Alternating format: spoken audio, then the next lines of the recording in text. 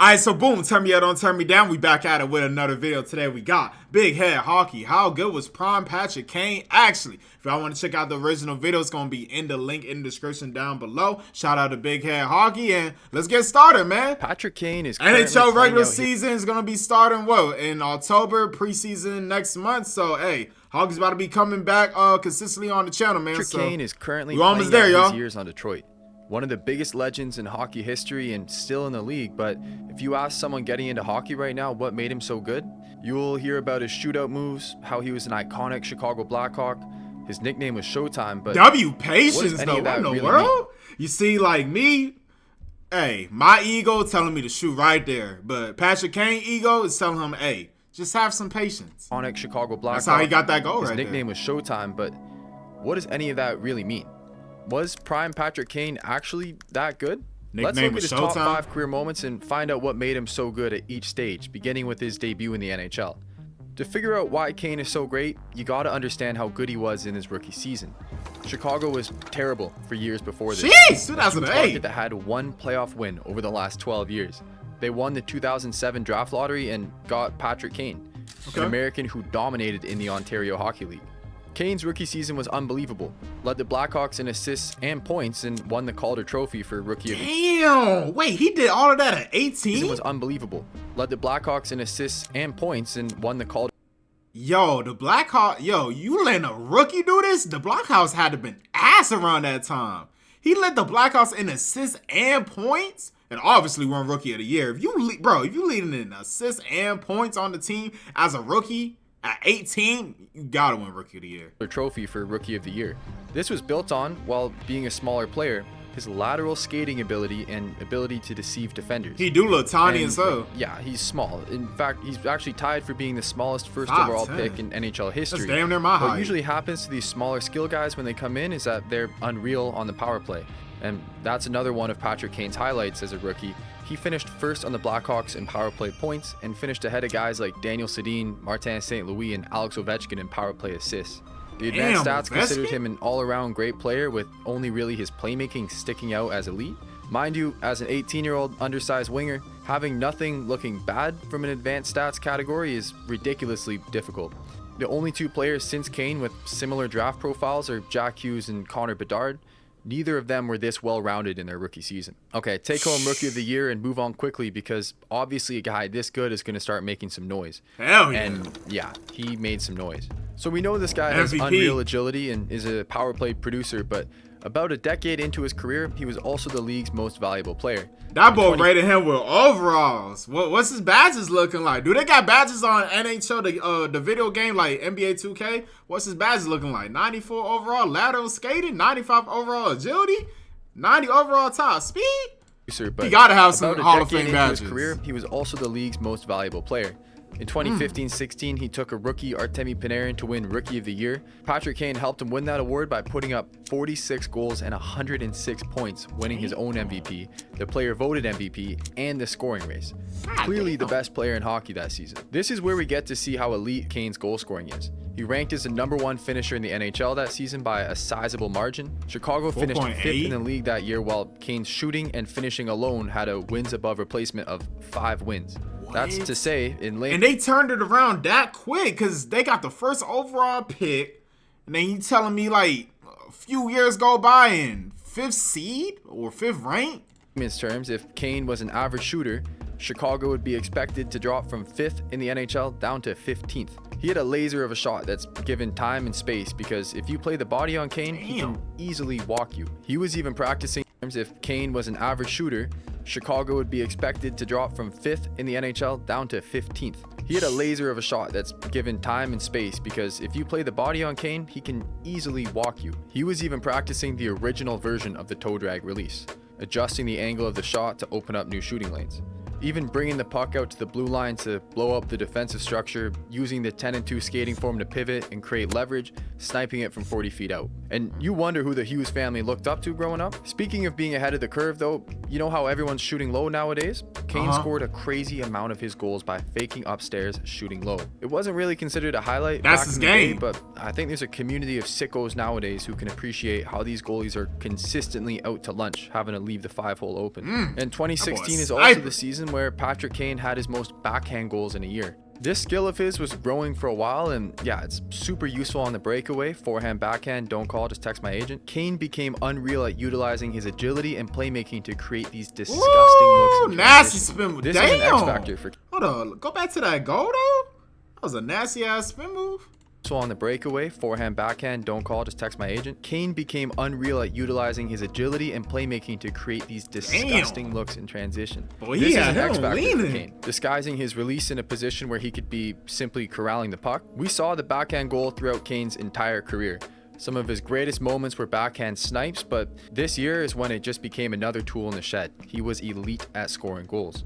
I can't stop talking about how crazy this season was because Kane also set the point streak record for American-born players, 26 straight games. Almost 2 months straight where Kane was going to end up on the stat sheet. He was the most dominant athlete in the world for a 2-month stretch. And the cherry on top of all of this, Kane became the first ever American-born MVP in the history of hockey, breaking open what's possible for the next generation of American hockey players. But the reason this season isn't a top 3 moment for Kane is because, yeah, he was absolutely gross. Man, the first? Oh yeah, I'm talking my shit if I'm Patrick Kane.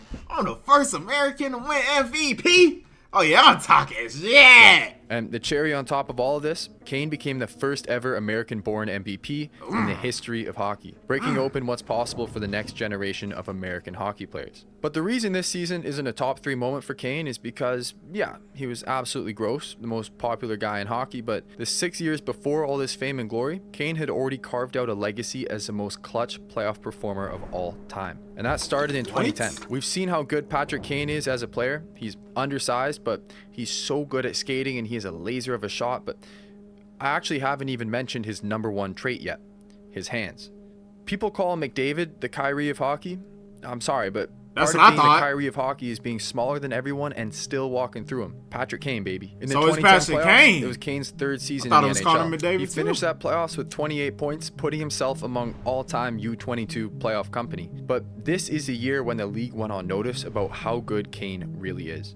Chicago made the Cup Finals against Philadelphia on one of the biggest stages we'd seen in a while in this sport. And Patrick Kane, in 6 games, became the 3+ youngest goals, 8 player in points in a NHL Cup history final. to put up 3 goals and 8 points in a Cup Finals. But in Game 6, 4 minutes into overtime, he only had 2 goals and 7 points. See, right now, overtime is horizontal hockey. No one's getting any shot attempts, they're just dumping it in and dumping it out. And then Patrick Kane stepped on the ice. He called for the pass, hit a double fake, and won the first Stanley Cup for Chicago in 49 years, breaking the curse. It's an iconic moment. I'm not gonna changed the lie, franchise. bro. Patrick Kane is him. He literally went to the Blackhawks and turned their whole franchise around. Patrick Kane is him. He's him. On the ice. He called for the pass, hit a double fake, and won the first Stanley Cup for Chicago in 49 years, breaking 49 the years? It's an iconic moment. It changed the franchise, and it was done on the back of the best hands we've seen from a winger in maybe NHL history. The hands are everywhere with Kane. Countless shootout classics. You could call him the shootout GOAT, and yet doing it in a Cup Finals overtime game to win the Stanley Cup, that's how you can tell he's actually built different. He showed his hands in 2010, but 3 years later in 2013, Chicago hadn't been back to the Cup Finals since 2010. So it went that Pittsburgh won in 2009, So 3 years? Chicago won in 2010, Boston won in 2011, and LA won in 2012. But now in 2013, the conference finals were in the East, it was Boston versus Pittsburgh, and the West was Chicago versus LA. This is the ultimate ringer of dominant hockey teams in the 2010s. On top of that, it was a lockout shortened season, so every team was more fresh heading into the playoffs. You could argue this was one of the best playoffs of all time, and in Game 5 versus LA, Patrick Kane created one of the most iconic celebrations of all time. Taves and Kane, iconic duo, up 3-1 in the series, in overtime, on a 2-on-1. Everyone knew Taves was going to pass, and yet when it landed on Kane's stick, no one could do anything. Patrick Kane is the most clutch player in the world. He just completed a hat trick to break Los Angeles' heart in Chicago. He's the most clutch player in the world. He just completed a hat trick to break Los Angeles' heart in Chicago. A hat trick while too? hitting the heartbreaker celebration. Crazy work. But now it's Chicago versus Boston. One of these teams is going to establish themselves as the best team of the decade. It's a tied series entering Game 5 in Chicago. A win here puts either team ahead. Patrick Kane's been incredible at showing up at the biggest moments this playoffs, and tonight is no exception. This is where we see a skill of his that's almost never talked about nowadays. Being a smaller guy with a high hockey IQ means that you can still be an effective net front player if you time it right. Kane would always creep up behind the net right as a shot from the point went on, positioning himself where he could tap in the rebound. That's how we scored a shorthanded goal to win this series against Nashville in 2010, and that's how we scored the first goal of the game tonight against Boston. Knowing how to slow your skating to stay in the right spot is how we got goal number 2 for Chicago as well, the game winner. Well, it's down to Game 6, and Chicago's up 3-2 in the series thanks to Patrick Kane. Boston is up 2-1 in the game though, and it's pretty late. Boston's defense is the best in the league, and running 3 men back means it's almost impossible to create any offense, especially this late. Unless you're Patrick Kane. Walk 1 man, step through 2 more, sidesteps another and puts it on net. Follow it up by keeping possession against the wall. He completely dismantled Boston. He didn't get the goal right there, but I was still Within nasty. 5 seconds, Chicago tied the game. Hey, bro. It's tied 2-2 with just over a minute remaining. Boston's completely rattled, and Chicago's 4th line goes out and gets a game-winning goal 20 seconds later. Stanley Cup number 2 for Patrick Kane.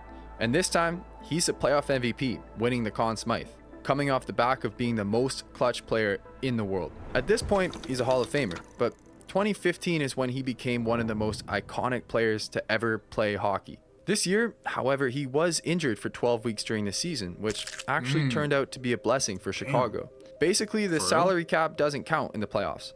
Kane's huge salary being off the books right up until the playoffs start means that they're able to add Timonen and Vermette, players who became incredibly important. Means that they're able to add Timonen. It's no salary cap in the playoffs. My first time hearing about that. I didn't even know that. And Vermette, players who became incredibly important, as according to everyone who played on the Blackhawks at this time, this was the hardest Stanley Cup to win. Basically, everyone was getting hurt in Chicago, the depth was hard to keep from previous years, and other teams are getting pretty damn good. And yet, in round 1 against Minnesota, Patrick Kane showed why his nickname is Showtime. Crash the net, bring it to the backhand, tap it in, let's go home. See, this version of the Blackhawks wasn't as deep as previous years, but at this point, Patrick Kane was an experienced playoff performer, already known as the most clutch guy in hockey, and you're actively watching him tear apart teams without the same help he's had in the past. We've talked about Kane's stick handling maybe being the best of all time, his puck control being so elite, and his ability to score goals in every way. He has the clutch gene, but what's forgotten is that he never had a single season with more goals than assists in his career. He was a playmaker first and foremost. Game 7 against Anaheim, another conference finals matchup against a team. Okay, I can see the Kyrie comparison now. Patrick Kane assists on the first goal, from what you just said, for the second goal, and for the third goal, the puck comes right to him. He immediately fakes a slap shot to drop the defender and get Frederik Andersen out of position. The perfect pass to Saad, the kind of pass that no matter who's finishing will have a goal. Oh, that's too open. Perfection. This was a game where Patrick Kane had a playmaking takeover. Everything he did was gross. But it's now a 2-goal game. There's 6 minutes left in the third period in Anaheim. Kane, so much composure, has the perfect saucer pass to Seabrook. Tape to tape over 2 defenders' sticks. Goal. Chicago's going back to the Cup Finals. Against Tampa Bay, who, by the way, hated the fact that Kane was even able to play after Chicago was way above the salary cap. Hopefully they don't learn anything from that. It's Game 6 right now. Chicago's up way above the salary cap. Hopefully they... Lightning G on defense, Kurt, LTIR move. Sometimes the stars align. Don't learn anything from that. It's Game 6 right now. Chicago's up 3-2 at home. In the 355 minutes of ice time leading up to now, nobody had a multi-goal lead in this entire series. Not once. 100% of this Cup Finals was either 1 goal away from tying or taking the lead. Up until 5 minutes so the shit was intense. At home. After Tampa Bay laid on the pressure before it went the other way, everyone in the building, the entire building, trainers, staff, fans, everyone knew that Richards was passing to Kane. Yeah. And yet, see, Tampa needed to learn something. This was a lesson in hockey history. If you're banking on skill, a young, exciting team looking to make a name for yourself, go ahead, try to change the narrative. But when it comes to prime Chicago, the dynasty, the face of that team is Patrick Kane. And there's no way anyone could ever stop that man. The most important skill, talent, conviction, ability, intangible, whatever you want to call it, prime Patrick Kane was inevitable. And he changed one of the most storied franchises in the world. Man, why couldn't Kane play for the Sharks? Looking at Patrick Kane now, don't forget what he's done for the sport. The mentor to the Hughes family, the biggest influence for Matthew Tkachuk, Gavin McKenna's idol. The player Matt Barzal studied as a kid. He trains with Austin Matthews in the summer, and Mitch Marner wanted to be like him. He's the best American-born player in the history of hockey and the most clutch to boot. But there is, and there will only ever be, one Patrick Kane. This is a good video right here, man. How y'all feeling about it? I ain't even know a lot of this, bro. Patrick Kane definitely the Kyrie, man. This is the way he's saucing up and all that. Ha, ha, ha, boom. Then he's 5'10". He's around my height, bro. Oh, yeah. But comment down below how y'all felt about this video right here, and I'm going to catch y'all on the next one, man.